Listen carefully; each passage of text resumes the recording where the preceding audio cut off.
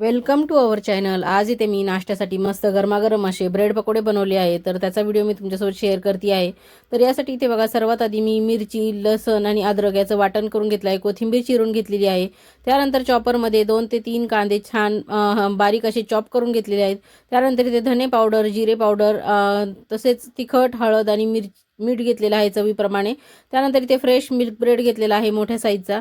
त्यानंतर इथे मी 5 ते 6 आकाराचे मध्यम असे बटाटे उकडून घेतलेले आहेत आणि त्यांचे साल देखील काढून घेतलेले आहेत। त्यानंतर इथे आपण सर्वात आधी बटाट्याची भाजी इथे बनवून घेणार आहोत। तर त्यासाठी कढई तापत ठेवलेली आहे, यामध्ये तेल देखील टाकून घेतलेलं आहे आणि तेल आपलं चांगलं तापलं की यामध्ये आपण जिरे, मोहरी हे फोडणीमध्ये काहीही घालणार नाही आहे, डायरेक्ट आपण चॉप केलेला कांदा इथे ॲड करणार आहोत। तर कांदा इथे सगळा टाकून घ्यायचा आहे पूर्ण आणि चांगला 2 ते 3 मिनिट आपल्याला हा परतवून घ्यायचा आहे, त्याचा कच्चेपणा जाईपर्यंत। चांगला छान हा 2 ते 3 मिनिटं परतून झाल्यानंतर यामध्ये आपण लसण, अद्रक आणि मिरची यांचं जे वाटण तयार केलेलं होतं ते इथे टाकून घेणार आहोत। मिरची, लसण, अद्रक हे देखील कच्चंच वाटलेलं आहे, त्यामुळे हे देखील त्या फोडणीमध्ये आपल्याला चांगलं परतवून घ्यायचं आहे त्याचा कच्चेपणा जाईपर्यंत। नंतर इथे सगळे कोरडे मसाले आपण ॲड करणार आहोत, ज्यामध्ये की धने पावडर, जिरे पावडर, हळद, ही थोडंसं तिखट आणि चवीपुरतं मीठ आपण ॲड केलेलं आहे। त्यात कोथिंबीर देखील ॲड केलेली आहे आणि जे बटाटे आपण उकडून साल काढून ठेवले होते ते मी इथे किसून घेतलेले आहेत आणि अशा पद्धतीने छान याची स्मूथ अशी आपण भाजी बनवून घेणार आहोत।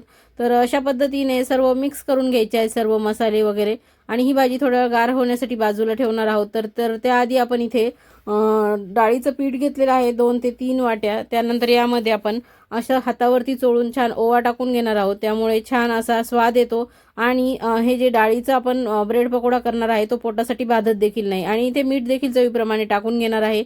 तर ब्रेड इथे मी प्लेटमध्ये काढून घेतलेले आहेत आणि थोडं थोडं पाणी घालून आपण याचं छान, खूप दाटसर नाही आणि खूप पातळ नाही असं अशा स्वरूपामध्ये हे पीठ आपण इथे भिजवून घेणार आहोत। तर तुम्हाला देखील माझ्या पद्धतीने गरमागरम थंडीचा ब्रेड पकोडा करून बघायचा असेल तर नक्कीच हा व्हिडिओ तुम्ही शेवटपर्यंत बघा आणि तुम्हाला आवडल्यास चॅनलला सबस्क्राईब करा, व्हिडिओ लाईक नक्की करा आणि इतरांना हा व्हिडिओ शेअर देखील करा। तर सर्व पीठ आपलं इथे थोडं थोडं पाणी घालून भिजवल्यानंतर 2 चिमूट इथे मी सोडा घालून घेतलेला आहे। जर तुम्हाला या पिठात सोडा घालायचा नसेल तर तेल तापायला जे आपण ठेवणार आहोत त्यातलंच 2 चमचे कडकडीत गरम तेल यामध्ये टाकून घ्यायचं आहे।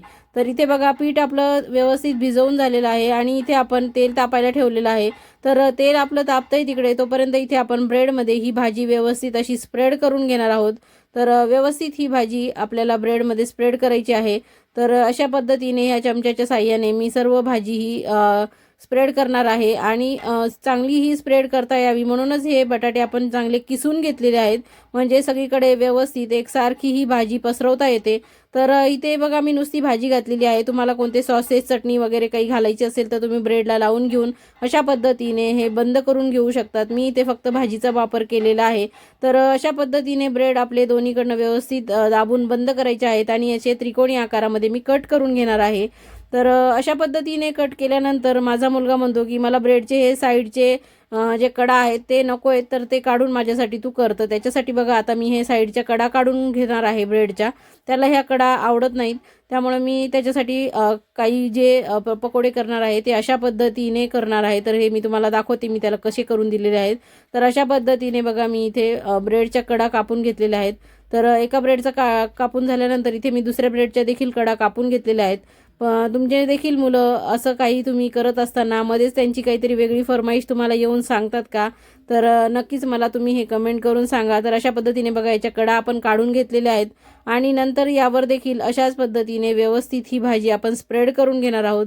तर चांगल्या पद्धतीने ही भाजी पसरवून घ्यायची आहे आणि त्यानंतर इथे बघा, याचा मी कसा वेगळ्या प्रकारचा आकार बनवणार आहे ते तुम्ही व्हिडिओ नक्कीच पुढे बघा।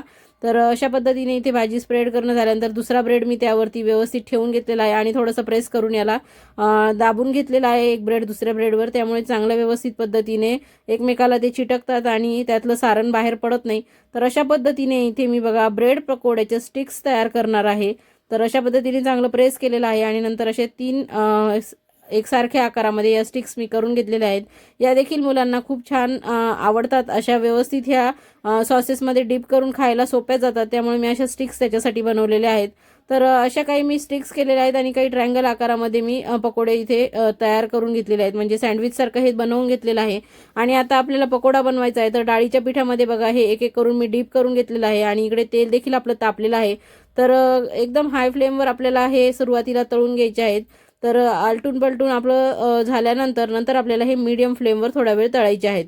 तर अशा पद्धतीने बघा काही स्टिक्स आणि एक ट्रायंगल आकाराचा मी टाकून घेतलेला आहे आणि एक साईडनी व्यवस्थित चांगला तळणं झाल्यानंतर याला आपण पलटी करून घेणार आहोत. तर अशा पद्धतीने बघा काटा चमच्याने सोपं जातं आलटी पलटी करायला, तर तुम्ही अशा पद्धतीने करा आणि शेवटी तुम्ही झाऱ्याचा वापर करा. तर इथे बघा व्यवस्थित हे छान ब्रेड पकोडे तळले गेलेले आहेत. तर अशा पद्धतीचा रंग आल्यानंतर तुम्ही हे काढून घेऊ शकतात. तर इथे तुम्ही बघू शकता किती सुंदर असे झालेले आहेत. तर त्यानंतर मी ह्या सगळ्या स्टिक्स दुसऱ्या बॅचमध्ये टाकून घेतलेल्या आहेत. तर अशा सगळ्या ह्या स्टिक्स तुम्ही सुद्धा कधी करून बघा, नक्कीच छान वाटतील तुमच्या मुलांना अशा वेगळ्या आकारातल्या बनवलेल्या. तर ह्या तळत असताना मिस्टरांनी फरमाईश केली की याच्यासोबत थोड्याशा मिरच्या देखील तळ, म्हणून मग आता हे आलटीपलटी करून झाल्यानंतर याच्यामध्ये मी 7-8-10 मिरच्या देखील तळायला टाकून घेणार आहे. तर मिरच्या तळायला टाकताना नेहमी त्यांची पोटं फोडून घ्या, नाहीतर गरम तेलामध्ये अखंड मिरच्या तुम्ही टाकल्या तर त्या नक्कीच तुमच्या अंगावर उडणार. तर पोटं फोडून टाकल्यानंतर त्या अंगावर उडत नाही आणि व्यवस्थित तळल्या देखील जातात. तर नेहमी लक्षात ठेवा, गरम तेलामध्ये मिरच्या डायरेक्ट तळायला कधीही टाकू नका. तर अशा पद्धतीने बघा दुसरी बॅच पण मी इथे काढून घेतलेली आहे आणि मस्त इथे आता सर्व करून घेणार आहे. तर इथे मी शेजवान सॉससोबत हे जे ब्रेड पकोडे आहे ते सर्व केलेले आहे. तर अशा पद्धतीने या स्टिक तुम्ही डिप करून खाऊ शकतात. तर थंडीचा गरमागरम असा नाश्ता नक्कीच करून बघा. थँक्यू, धन्यवाद.